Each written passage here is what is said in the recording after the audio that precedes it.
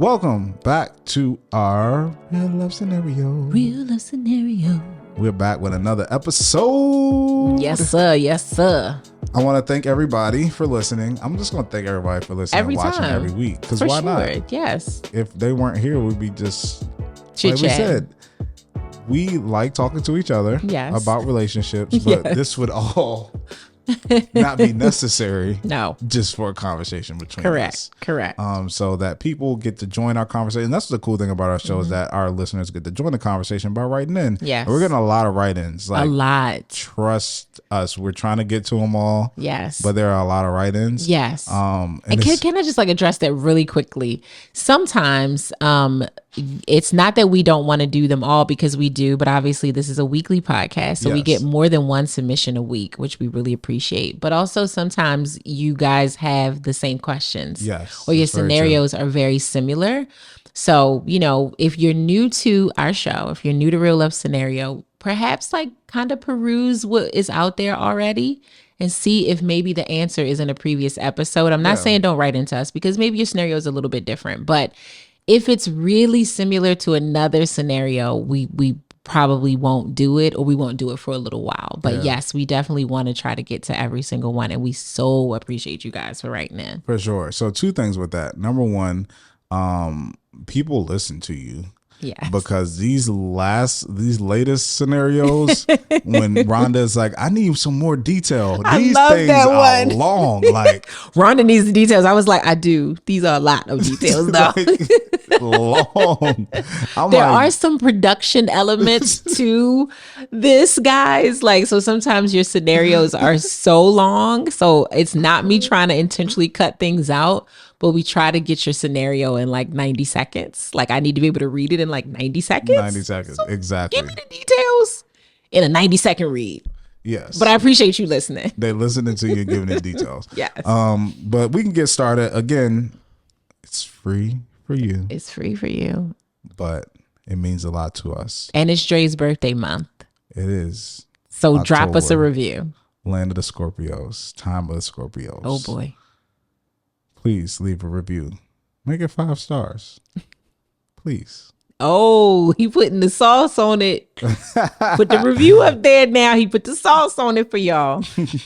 All right. Let's get started. Let's jump right in. So we have Nolan, who does not want to be anonymous. Just want to make sure Just that. Making sure. Yes. Nolan says, hey, Rhonda and Dre, so thankful for everything you guys post. It helps me a lot to get over myself and find self-validation instead of seeking it through my partner. Aww. That means a lot to us. So thank you for that. So my real love scenario is this. I've been dating this girl who lives 6 hours away from me for about 11 months now. Both of us are pretty busy. We lead busy lives. We both work full time. I have 2 jobs. She's got 1, but she has another complication that sometimes puts a daily pause on the relationship. We are fine most of the time, and I'd say things are going well. The complication, though, is that she has a 3-year-old daughter. It's not really a complication. I don't want to make it sound that way, because I really love this little girl and her mama. I don't always feel like my needs are met on a daily basis, and I've tried communicating that, but I know that I might be in the wrong here, because I know that I'm not first. Her daughter comes first before all else. What is a good way for me to get myself out of the mindset that I'm not getting the attention I need when I know that I want to support this relationship and be there for the 2 of them? What is it for me to stay busy and keep myself going and not get in my head to think that I don't matter? I know that I do matter, and if I didn't, she would have broken up with me, or I would have broken up with her a long time ago. How do I slow this thing down so I don't feel like I'm rushing her or pressuring her to spend more time with me than her daughter? Awesome. Thank you for writing in. Thank you for writing in, Nolan. We appreciate that. Okay, so I need help. Yes. And I don't know if you know the answer to this. Okay. And Nolan and Mrs. Nolan or Miss Nolan, whoever she is, can answer this question, but I'm trying to picture what a relationship looks like. Yo, I knew this was coming. When you live 6 hours away from somebody. Yes. So basically, we're in the DMV. You live in North Carolina or South Carolina. For 11 months, you have 2 jobs. Yeah. She has one. And a complication, aka a daughter. Yes. How does that relationship work? We would have to call Nolan and ask him. Do you have any insight? I do not. Because if you are a faithful listener of this podcast, you've heard me say, long distance is not for me. And that is, relationships have different designs. Obviously. Do. Yeah. I just am curious to seriously, how?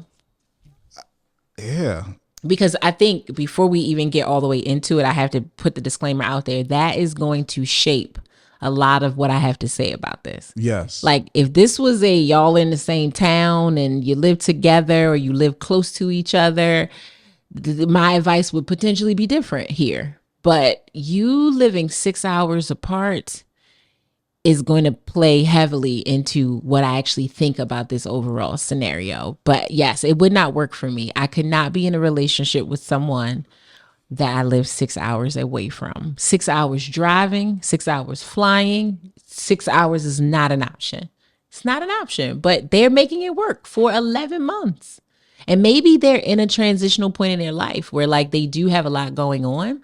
So he got 2 jobs. She's got one. She's raising a young child who, based on the timeline, she's 3 now. She would have been 2 when they first started dating. So maybe this is a thing of this works because we are in a relationship, but we have to dedicate a lot of time to our careers and my child, her child. So maybe that's how it works. I'm just guessing, trying to answer your question as to how this works. It's maybe they cannot they don't have the time to commit to something more clingy, more in person. Yeah. Maybe this works for the design of their lives. That's what I'm gonna go with. Okay. I was just curious about, which I'm sure other listeners and viewers were curious about that one too. And listen, Nolan, if you want to tell us, put it in the comments. Yeah, let us know. If anybody listens to this, and especially if you go on YouTube, because it's a little harder to do on the podcast app, or we post these real life scenarios on the Instagram page every episode. If you want to give us context or give you context, we'll pin your comment right at the top so people can see and understand, give the context of the situation. Yes. So where you want to start ultimately with this? Well, I feel like we already kind of addressed the whole long distance thing in this episode, but also in other episodes. For sure. I kind of want to jump into just dating people with children. Yes.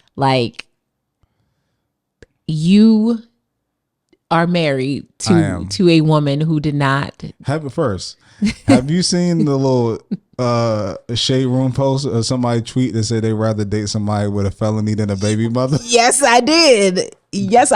What's your take?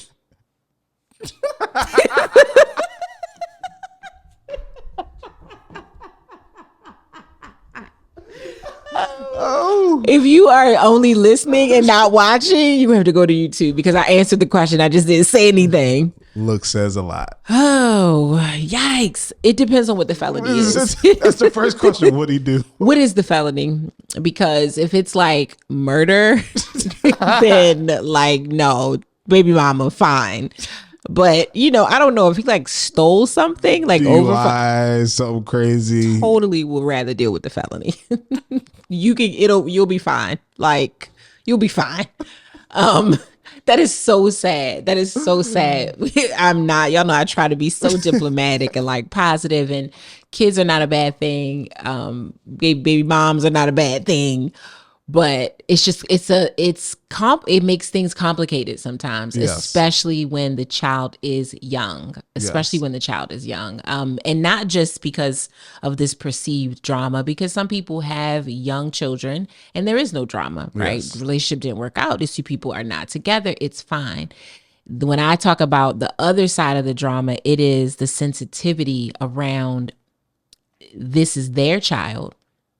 and you are like a person that they're dating, and there are kind of all these boundaries, as there should be, around how you interact with that child, when you get to interact with that child. Like, it's a lot of things to have to consider. Mm-hmm. And Nolan is in that space where it's like, I want what I want, but I feel selfish for wanting what I want because you have a child. So that is why I say it depends on what the felony is, because raising a child and being a full-time parent, it's a part of your schedule. It's a part of your life. And so I can't just pick up and we just have random spontaneous dates because you got a kid. Yeah. I can't talk to you at all different times of the day or night because you have a child. It's so many things that have to be adjusted for that. And again, as they should be. I'm not telling you the F them kids. I'm not saying that.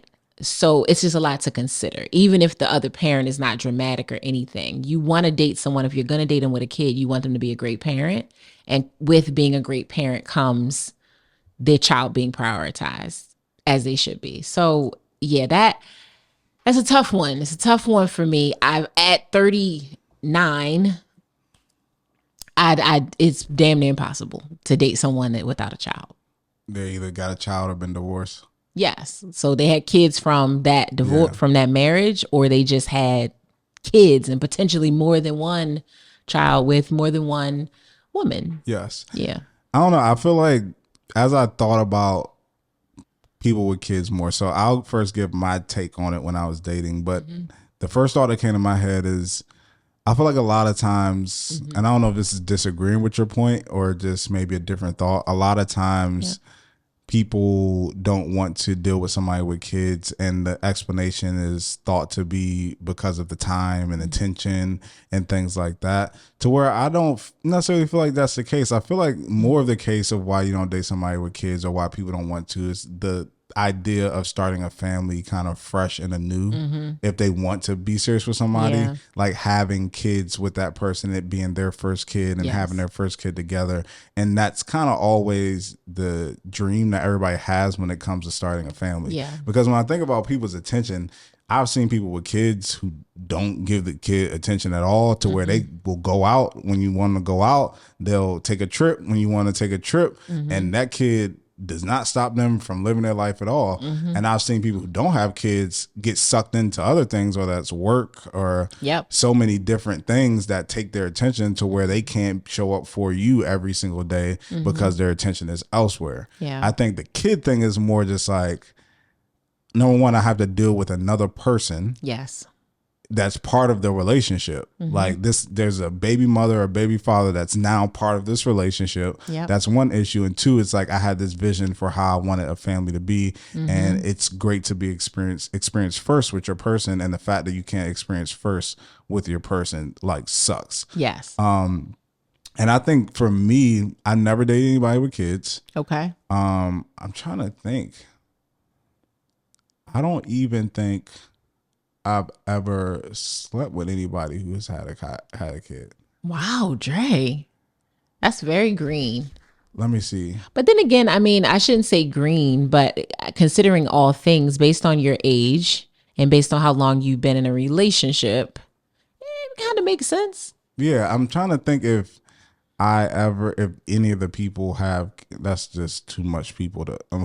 I mean, wow. No, it's I can't remember. Out of all of those people, nobody had a baby. I'm trying to think if anybody had a baby from my recent memory that I can think of. It doesn't sound like it. I can't. No, it doesn't sound like it. Yeah, and I think that. But give some context to that really quick, because how old were you when you were completely single, free, and doing what you wanted to do? So I met Bree. Bree and I started dating in 2017 March. So you were young. Yo. Okay. 2017, 5 years ago. Yes. How I am now. I'll be 29 this year. Yes. So 24. So you were 24. Yes. Yes. So 24 to teenage years. So like 18 to 24. Right. When I was dating 18 to 24, most guys didn't have kids. Some of them did though, but most of them did not. But for me, it's like I didn't have a lot of serious relationships. I had my girlfriend in college. I don't count my one in high school. My girlfriend in college, and then Bree. And that leads into me not dating people with kids because, for number one, I wouldn't make you my girl unless I wanted to be serious with you. And I understood the responsibility of what it means if somebody has a kid, like being introduced to that kid, being around that kid, like that's something serious. Like, and I don't want to take that on if I know I'm not ready, I'm not willing to lead you on or get involved in that kid's life and stuff like that. Because I've also seen people, including friends, like fall in love with a kid and end up staying in a relationship longer because they like the kid or they love the kid or been in the kid's life and they do all these different things for the kid. But I also feel like at the age that I was at, you have the luxury, especially as a man, of being able to choose. Yeah. Like if I don't want to date somebody with a kid, I'm 21 or 22. It's like, I don't have to. Sure. And there's plenty of options of people who don't have kids. Yeah. So I have that luxury at that time. Yes. And I think men most of the time probably do have more of the luxury of choosing in that situation than women do, right? Yeah. I don't know if there's more. I don't know. What do you think? Do you think there's more? I think it's like, I think demographics play a huge part in this. Like when you talk about age demographics, geographical demographics. But I think those are probably the two biggest ones that play a part in this. Like the age that you are, the age of the people that you want to date, and where you live. But do you feel like a woman is more likely to date a man with a kid versus a man more likely to date a woman with a kid? Yes, I think women are more likely to date a man with a kid. Yes, with a kid. I think men are walking double standards to me most of the time. And we can tussle about that because we haven't had a good debate in a long time. What you mean? Men will want something for themselves that they can't give themselves. So I've met a man who felt like, it's so cool that you don't have any kids, but he got kids. Like he don't want to date a woman with kids, but you have them. So how can this, I mean, I guess it can be a standard. You can have whatever you want. Your standards can be your standards, but it's very audacious of you to feel like, yeah, even though I have one or two, I only want to date women with none. It's like, interesting. That's crazy. So that's what I mean. Like when I say double standards, like, oh, I want to be your man, but I don't want you to be my girl. Like men I'm not going to go off on a tangent on it, but I feel like I find that a lot. But of course I'm a woman, so I'm a bit biased in this department. But for sure, women are much more willing, I think, to do that, especially once you get over 30 or you get to a certain age. Like I literally said at the top of this episode, at 39, trying to find a man who is in my age range that does not have a child is like, good luck. Like it is damn near impossible. He would have to be way younger or just, I don't want to say lucky, but similar to me where it's like I just didn't want them. And I was very intentional about not wanting them until I was in the situation where I want to have a family, not just a baby.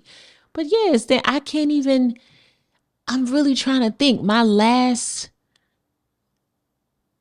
I think one man that I have been in a relationship with did not have a child. And I mean, as adults. So from like 24 to 39. Jesus Christ. Only one of them did not have a kid, did not have kids. Every other man had at least one child. So you think that's geographical, probably? I think that's part of it. But some of this was not just like where I've lived. Like I've never lived outside of Maryland, but I've lived in different cities and towns in Maryland. And some of them were from different places. They weren't even from here. They might live here, but they're not from here. I think, geographically, yes, but also the demographic of like the black man. I feel like a lot of young black men have children. So this question, When you dated these men with kids, did you know when approaching them or engaging them initially that they had a child, or did you initially engage with them and then you found out like later that they had a kid? Oh, I mean, I think I knew within the first couple conversations. Oh, okay. Yeah. I mean, because that's something that I ask early on. Like if I didn't see you with a kid or something, like I didn't meet you in that environment or whatever, or I didn't meet you in a place where I could have seen that, like social media.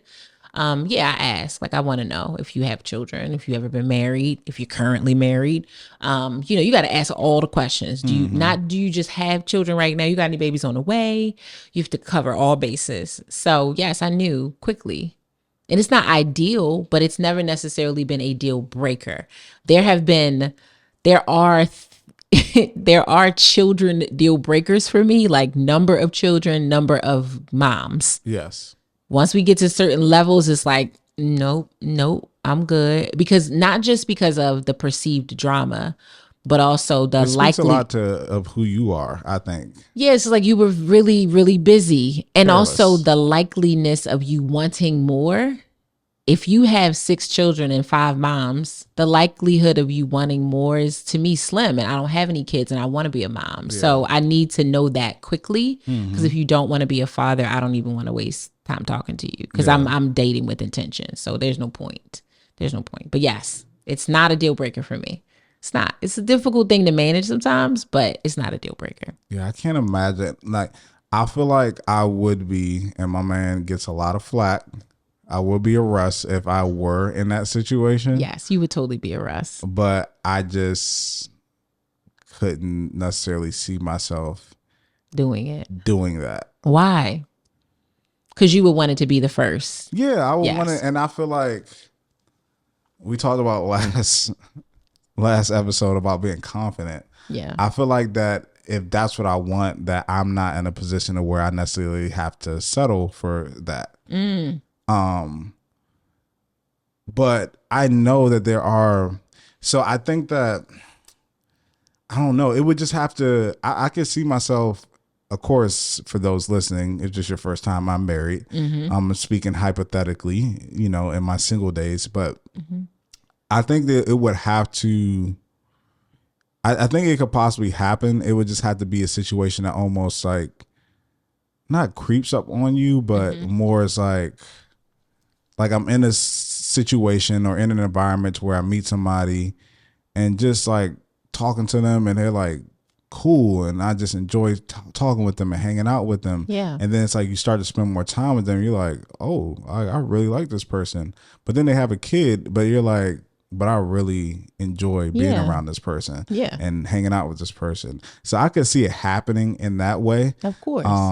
But I don't know. It would it would really make me evaluate and be like, how serious am I with this person? Because I know that this is something that, And speaking of Russ, who I think is crazy, Russell Wilson, I think it's crazy that he gets so much flack, especially now, but really ever. Yeah. I remember watching something where he talked about his mom, when he told his mother about Sierra, like that when he just started dating her, like, I really like her. She has a young child. When they met, her son was not even 1 yet. He was months old, which for most people, they're like, absolutely not. I'm not dating nobody with a baby that's like a baby. And he said that his mother gave him the advice that if you are not ready to be that child's father or father figure to that child, you should not be dating her. Like that was his mom's immediate advice off rip. Like, don't even waste her time because she's a new mother. It's her first kid. And it's coming off the tail end of a relationship that was publicly tumultuous towards, the end. Don't even do that to her. And so I think, one, that's just commendable of his mom to be super clear to him that, like, if you're not ready to play a part in that child's life, because you're not just dating her, you are going to be dating them. You are. If you're not ready to do that, then just cut her loose. The fact that he was willing to do that and has stepped up and been, from what we can see, an amazing father figure to Future, the child. Baby Future. Yeah, baby Future. It's beautiful. And I think that is in fact how it happens for anybody that does that. I'm sure that Russell would have, he didn't have any kids. So he potentially would have preferred that his wife didn't have any either. Mm-hmm. But how he talks about him and how he's just loved on him is very much like, this is my child too. And I think Nolan is like saying, like, I love her and her baby. I love both of them. And I think it's so sweet that he's trying to figure out how do I approach this, because I don't want her to think that I want her to choose, because I respect that she's a mother and I love her baby, but I also am trying to be sensitive to make sure that I'm being fulfilled as well. So, it's just, I don't think it's necessarily, like you said, you get to choose because you have the luxury to do so.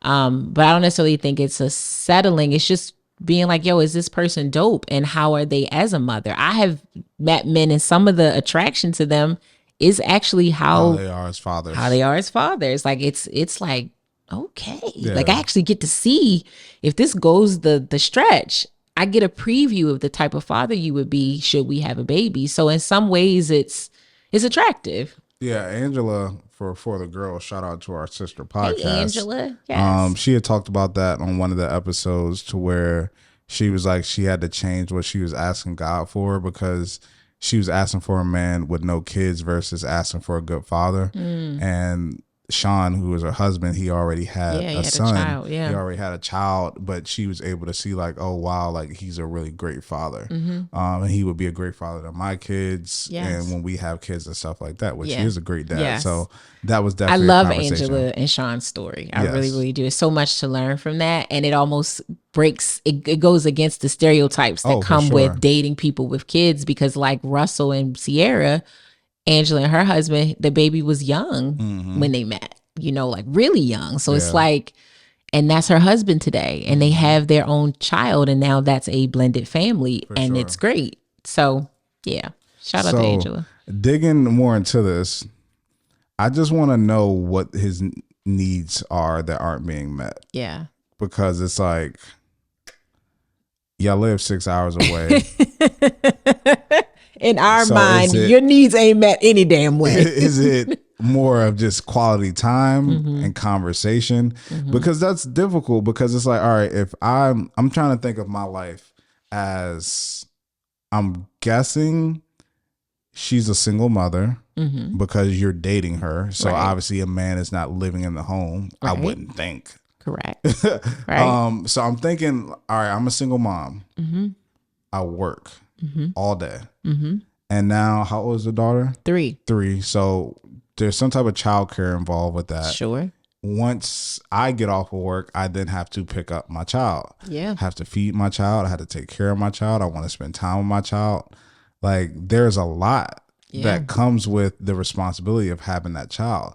So it's like, when you are that far away, I mean, the time that we can have to talk or have conversation might be, I'm FaceTiming you and got the phone propped up while I'm cooking dinner. Like, you know what I'm saying? Or something like that. I got to fit you in between being a parent, things that I can possibly do as a parent.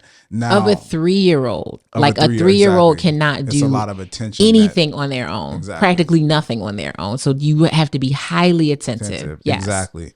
So, but like you said, the advice is slanted because you're not there. Right. It's like, if you were in the same vicinity, then you could possibly come over. And it sounds like, especially I think 11 months in, somebody would definitely introduce their child to somebody if they were dating them for 11 months consistently. Sure. Yeah. So it sounds like if you were there, then you could come over for a dinner, or maybe you guys can hang and watch a movie night or watch play dates. And there's times to where you can spend time with mom and daughter at the same time, but you guys can spend time with each other. And especially a 3-year-old, 3 years old is attentive enough to, like, they talk, they can understand when you ask them to do stuff, but still like not attentive enough completely to where you guys can still, I feel like, have time to yourself. Yes. That kid is going to take a nap. It's going to be sleep. Like, at times. So it's like, you still have time, but yeah, the distance is kind of difficult. The distance is difficult. And I think that is, like you said, what are his needs that are not being met? But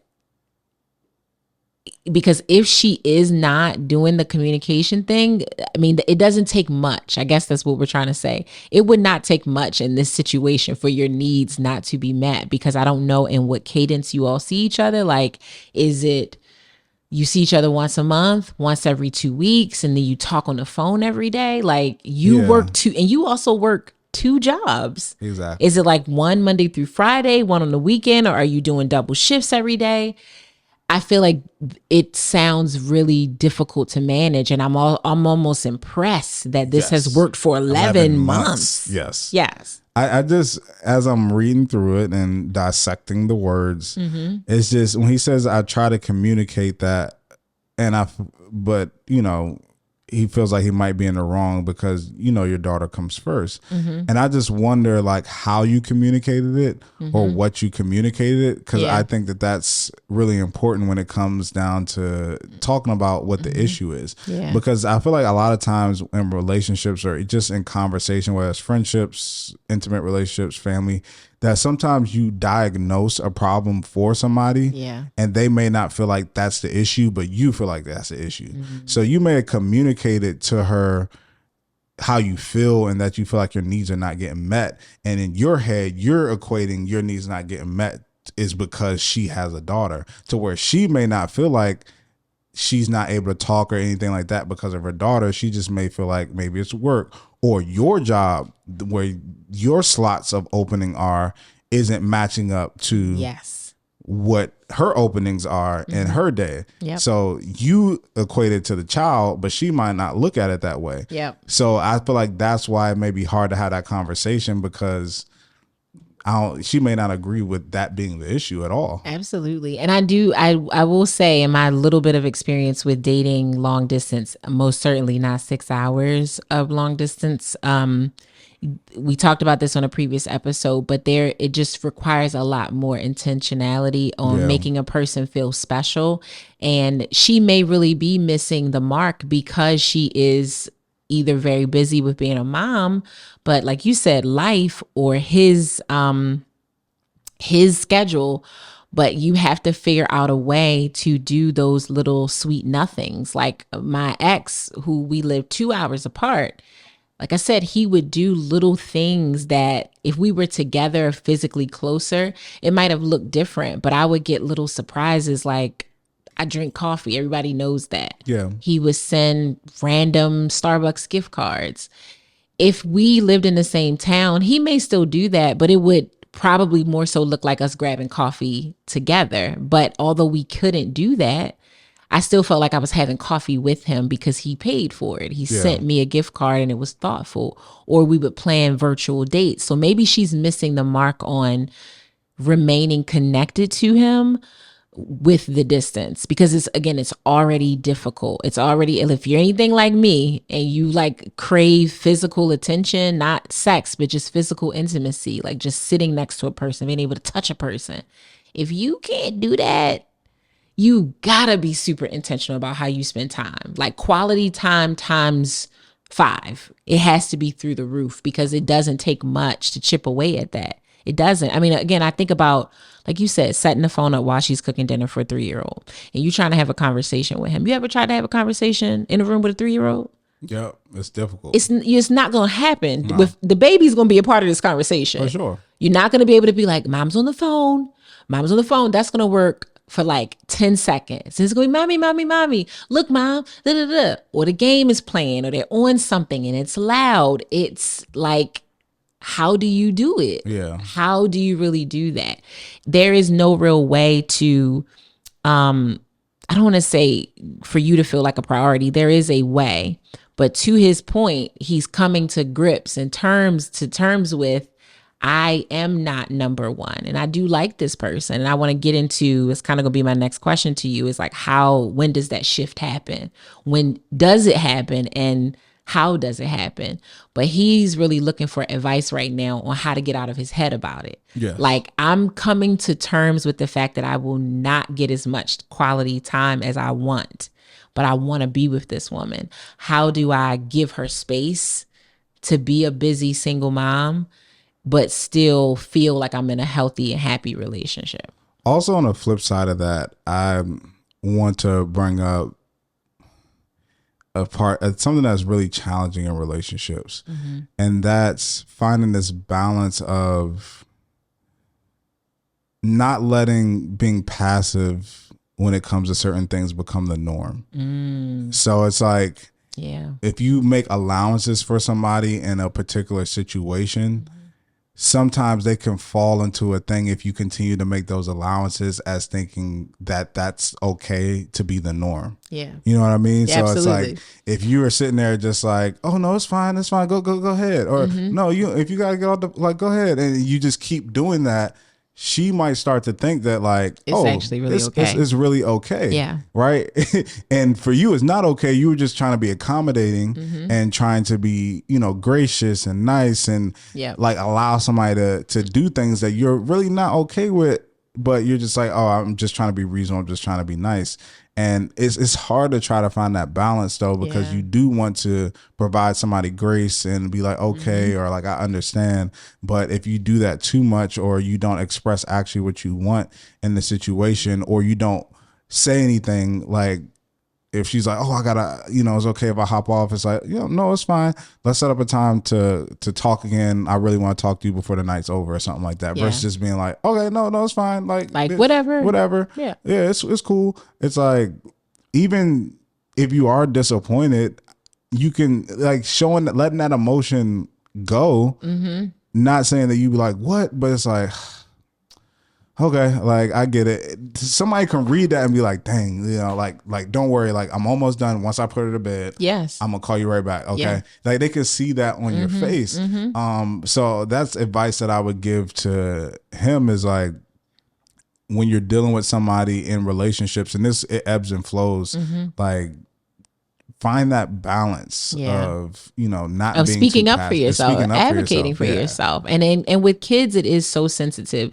You've never seen protection like you've seen it with a parent who truly loves their child. Sure. I've seen people be hypersensitive, sometimes overly sensitive.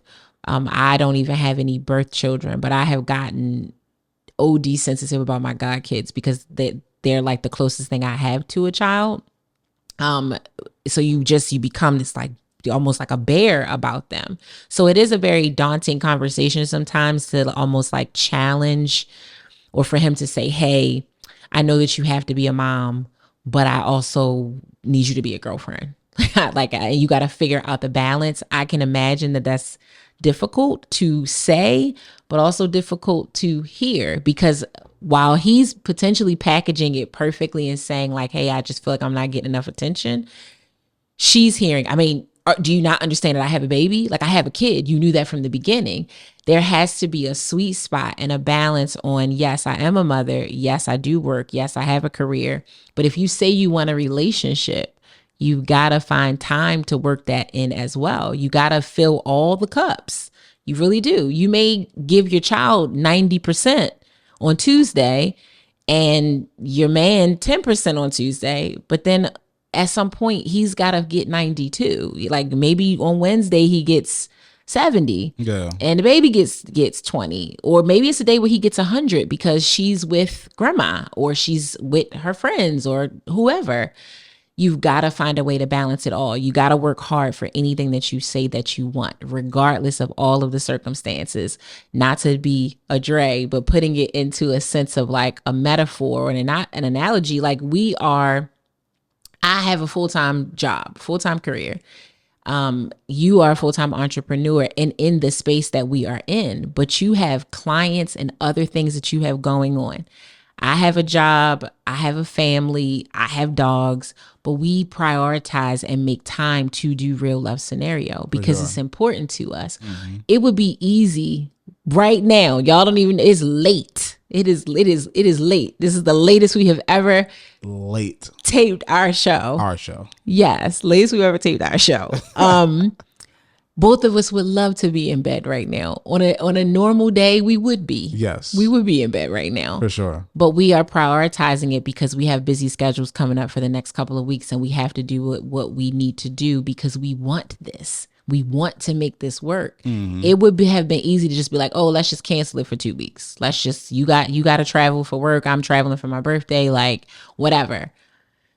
No, you gotta make time for what you want if you say you want it. Exactly. No different. So she's got to make time for what she says she wants. And you have to figure out a way to advocate for yourself, but also be sensitive and flexible to what she needs, but not to the point where it's a detriment to you. Yeah. And I think that, so a lot of times, and I mean, we've all done this at a certain point. Let's say you're trying to get something done with somebody. Sometimes there's people who are, let's say, equally as busy or has equally as much going on, but sometimes there's one person who's busier than the other person. Yeah. And a lot of times what happens, especially like in business or something like that, if you're trying to schedule a call, trying to schedule a meeting, if you're dealing with somebody who's super busy, what you end up saying to them is like, hey, I would love to find a time to talk about X, Y, and Z, or talk about or do this or do that. What time works for you to be able to do that? So if you're saying that she has a complication, she has all this stuff going on that doesn't allow you guys or you to be able to get your needs met, I think you bring it to her and say like, hey, you know, I know that you have, I want to give the girl a name. I don't know, Crystal. The baby? Yeah. Okay. Nyla. I like Nyla. That's a pretty name. That is a pretty name. So I know you got Nyla, right? And I know you have so much on your plate, and if there's anything first that I can do to help you, like, just let me know. Yeah.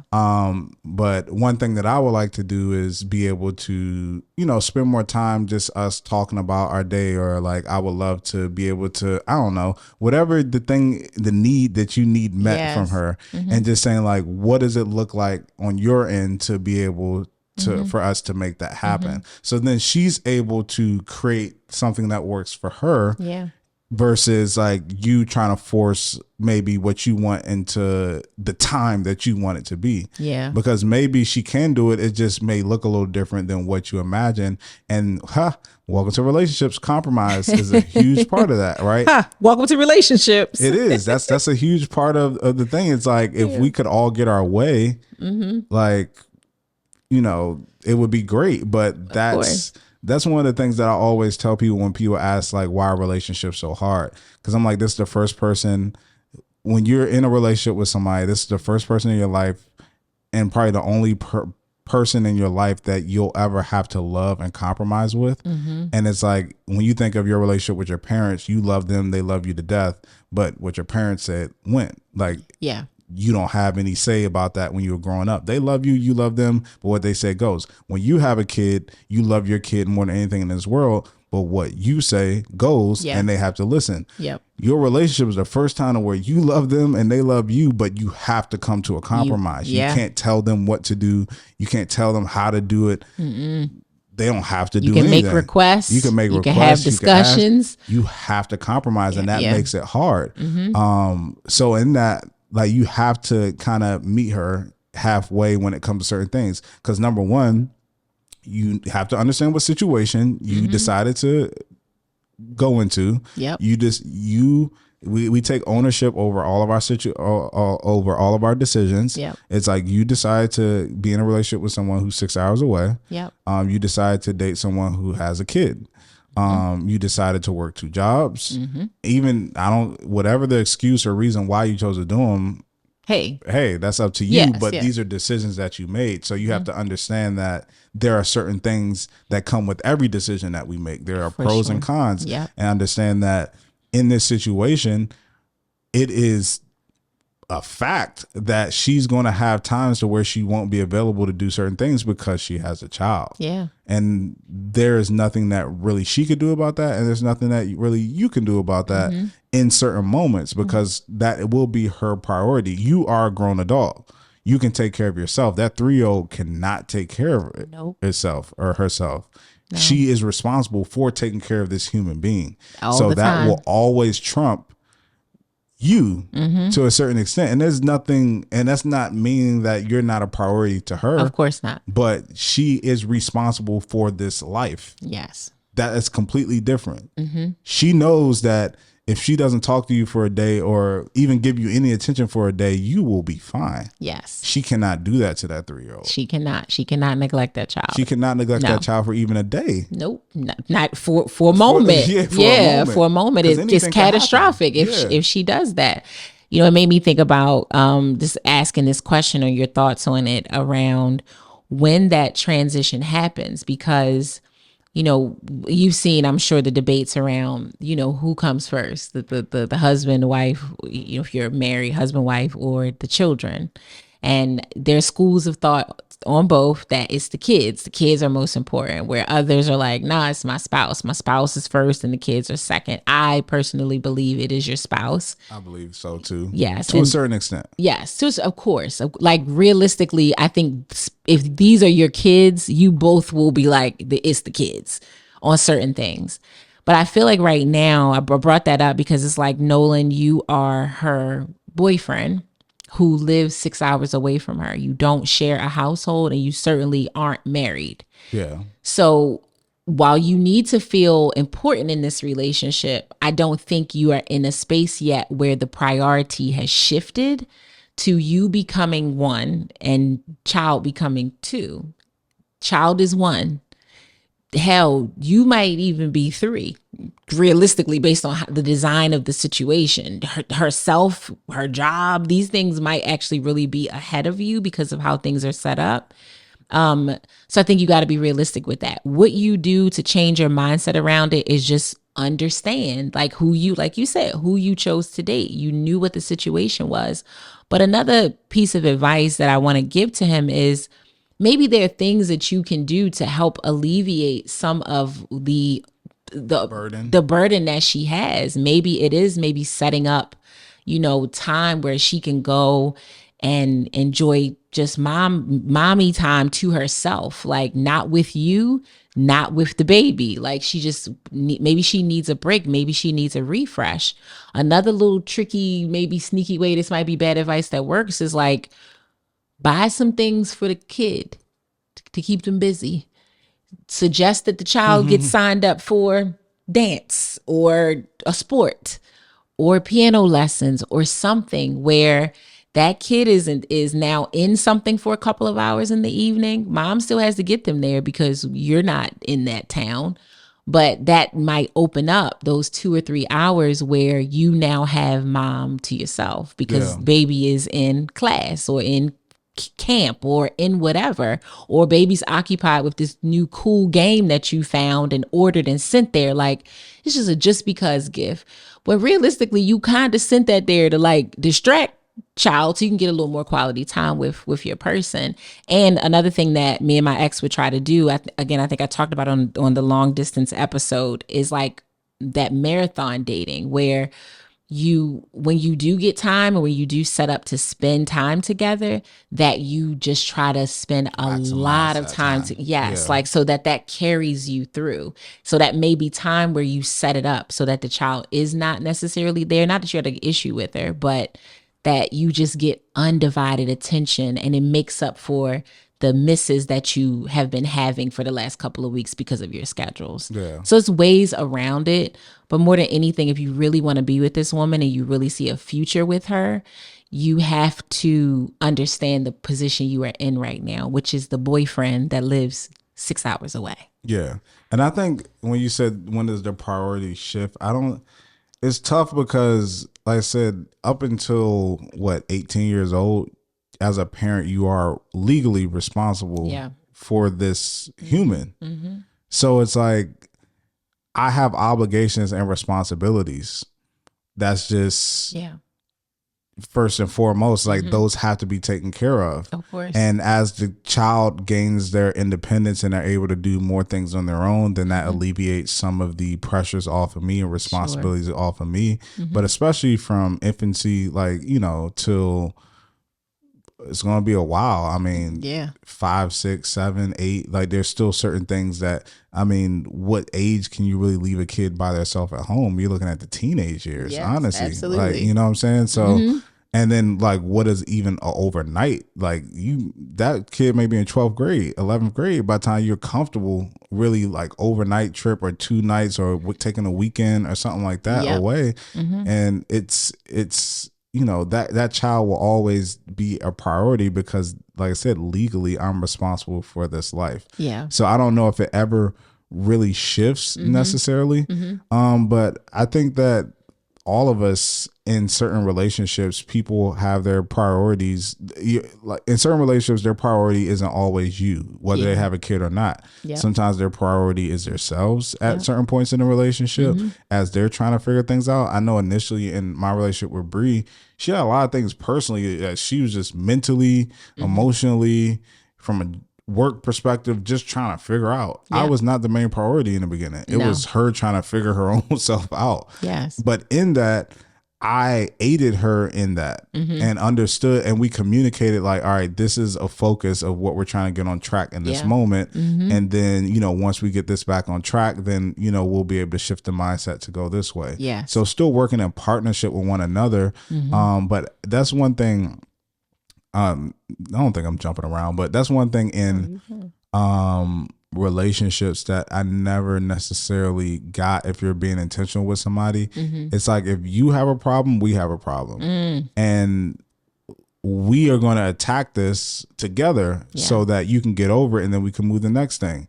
It's like if you have debt, we both are going to attack this debt together so that you can get over the debt and then we can move to my debt maybe, or the next thing that we're trying to do, or the next thing that we're trying to do. So even if it's like a priority thing to where it's like, I'm with you, you're with me, you have a kid and maybe you're struggling with how to manage it all, or you're having issues with maybe childcare or just the balance of it all. It's a us issue. It's an us issue. So let's put our heads together to figure this out. What do I need to do? What do you need from me? Do you need financial assistance? Maybe I could help with that. Yeah. Do you just need time? You need me to just give you time and say like, you're figuring out, you know, at this point, maybe, you know, your kid's 3, but in November they turn 4 and that's when they're eligible to go into this daycare or something like that. It's like, you're just waiting for that moment. Once this happens, I'll have a lot more time because X, Y, and Z, or my mom's moving back at this point, or blah, blah, blah. Like maybe it's just time, but it's like you guys working together to figure out, all right, how does this work and what do we need to do to make it work? And for him, if you're serious about this relationship, moving may be an option. Dre, I was literally about to say that. Like this is you coming up on a year. How long y'all gonna stay in this situation of 6 hours away, especially because of the child? Exactly. Because how can you really develop a bond with the kid if you are that far away? What does the next phase of this relationship look like? And I think you all definitely should be talking about that, unless you are somehow just okay with having a really serious relationship or marriage where you live like this. I don't think that's what you want, but you should really be looking at that, because I can't imagine that you plan to stay like this, plan to stay 6 hours away from each other. So maybe if you start working on that planning of like, who's moving, maybe you need to bring those conversations up. I'm not saying this relationship is not going to work out, because it sounds lovely, but maybe you need to start talking about that, because that could reveal something. This could be a relationship for her for right now. She may not be prioritizing you because you live 6 hours away. Always a possibility.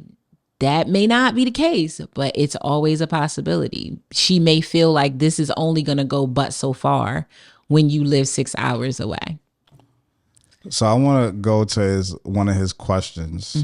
What's a good way for me to get myself out of the mindset that I'm not getting the attention I need when I know that I want to support this relationship and be there for the two of them? So I have like two thoughts around this. I'm not big on changing what you want. You know what I'm saying? If there's something that you feel like you need in a relationship, I don't think you should change that. Yeah. Because one of the biggest killers of relationships is resentment. If you resent somebody and if you're in a relationship, that's going to tear a relationship down faster than anything because and furiously too. And like it, like resentment is like the petty like breeder. Like it's the thing to where it's like the smallest thing somebody does, you give them attitude, you make a smart remark because you're just already resentful and upset at them that any little thing that they do that resembles something that you don't like, you're on them making it way bigger of a deal. I was here for you while you and I did this and did and I put my stuff. You can't hand me that water that's on the counter after I done did all that for you. After I'm in here playing all Russell Wilson to Nyla.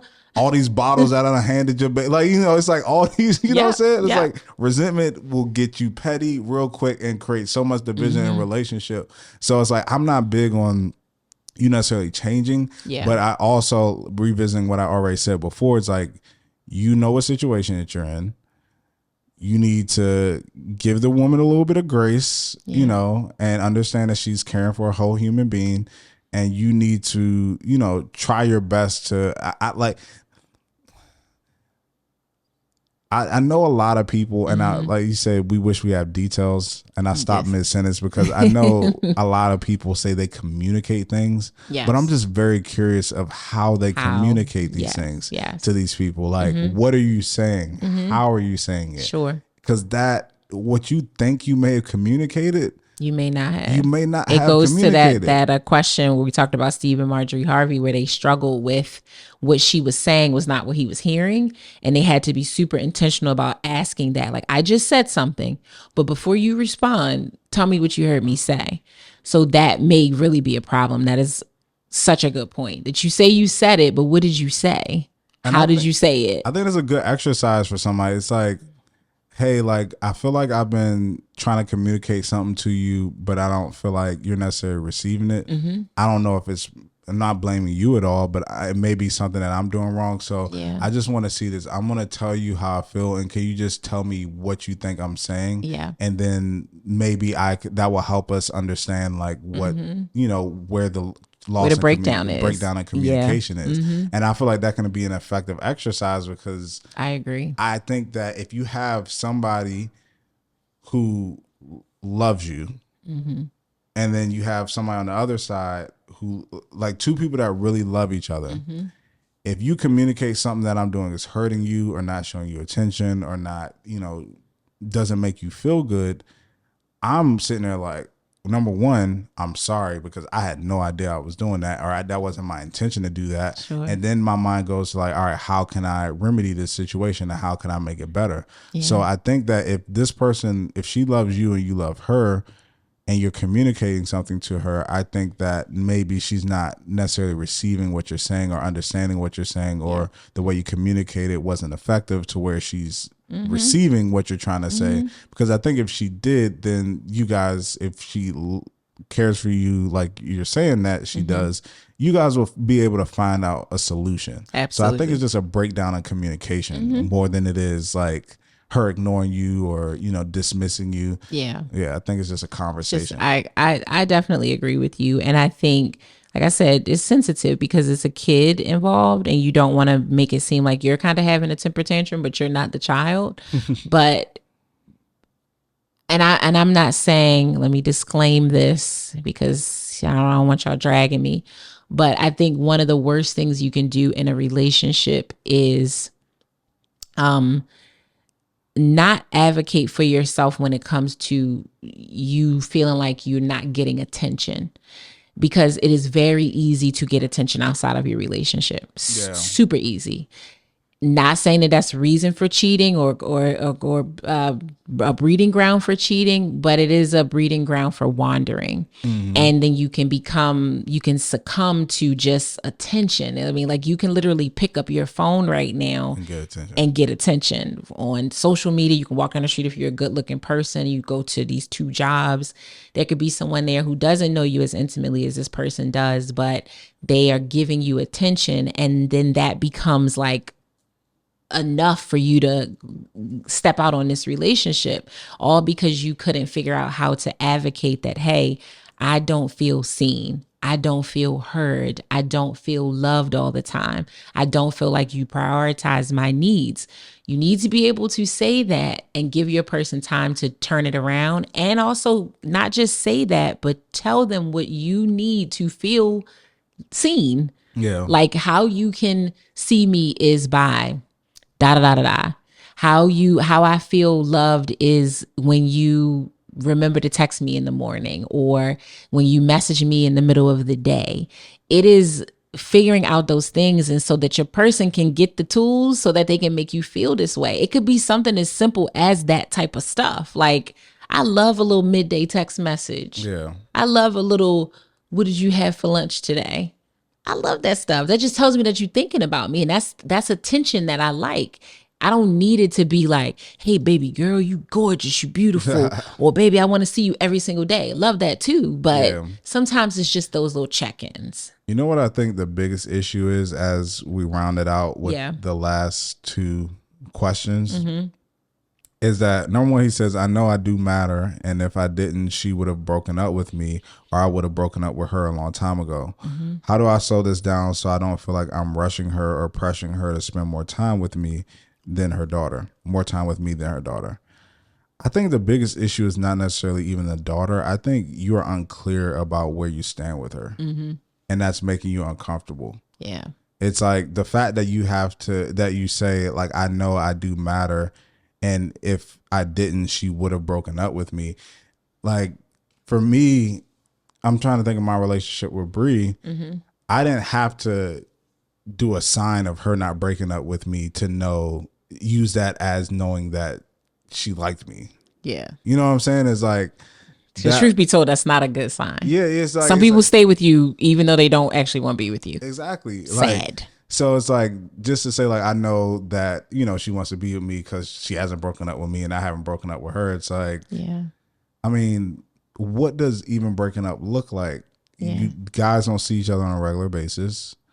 You're very far away. You know what I'm saying? It's like, if I don't take your call for 1 or 2 days or 3 days because I say I'm busy, I have my daughter. Like, what does breaking up even really look like in that situation? I'm not saying that she is not interested in you or anything like that. But all I'm saying is that I think you need to gain clarity on where this relationship stands. Yes. Because at a certain point, it sounds like you guys are like at this point where you're treading water. Yeah. That at one point it was moving forward and there was some momentum, but now it's just kind of sitting in a space and you don't know really what's going on because there is no going forward. It doesn't necessarily feel like you're going backwards. You're just there. You're just there and you don't really know what's next, like what's going to happen. So reading those last two questions, I'm like, I don't think you really know where her head is at, or how she feels about you per se, or how she feels about the situation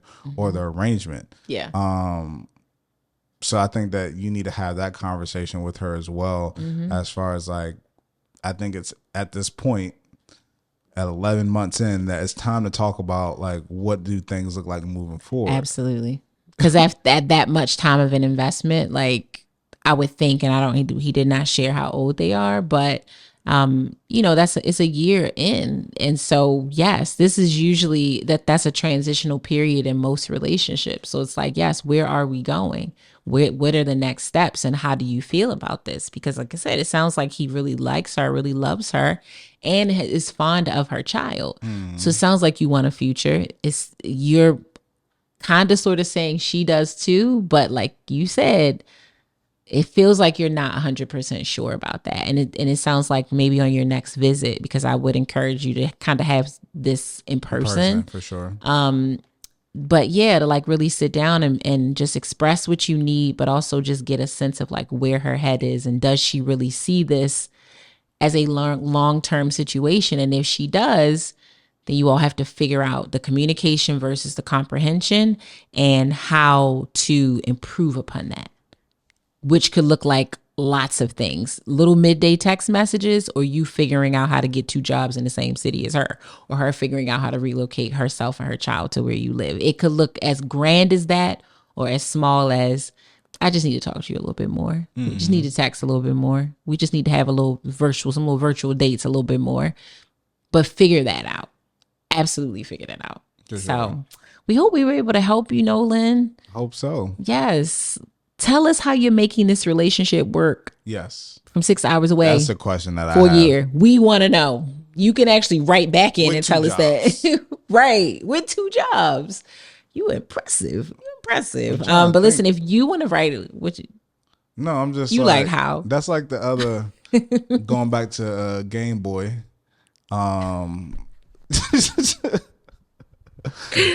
Woo! Going back to Game If you Boy. missed that episode, go check that one out. The man who plays video games 15 hours a day. Yeah. I'm trying to think, like, if you sleep for 8 and you work a full-time job, like, imagine you work today. Yes. And let's say this was the second, right? Job, basically. Yes. When would you have time? Like, he better be in that bed, sleep right next to me, because that's the time right there. That's it. You in the bed with me. Yep. Good night. Love you. We just cuddle. This is our quality time. Please don't talk. Just lay here. Let's just lay honestly, here. Like, we're gonna have to date tomorrow or the weekend. I would not feel like talking on the phone with somebody after this. No. Probably not. Like, I mean, or maybe I would, but not for long, because I'm going to sleep. Maybe like, I'm tired. Like, yes, and especially like kids have hard days. Like, what if this was a night where the baby was fussed and everything was wrong and they wouldn't go to sleep? And come on, like, baby, I love you, but I got to go. But anywho, yes. Nolan, thank you again for writing into us. If you want to write into us, go to our website, www.relationshiprestored.com, hit the contact button. You can follow us on Instagram. I'm Ronnie Cakes. It's Dre Smith. And please follow Relationship Restored and write in. Leave us a 5-star review wherever you're listening to us. It's Dre's birthday month. Do it for him like you did it for me last month. We'll talk to you later. Bye.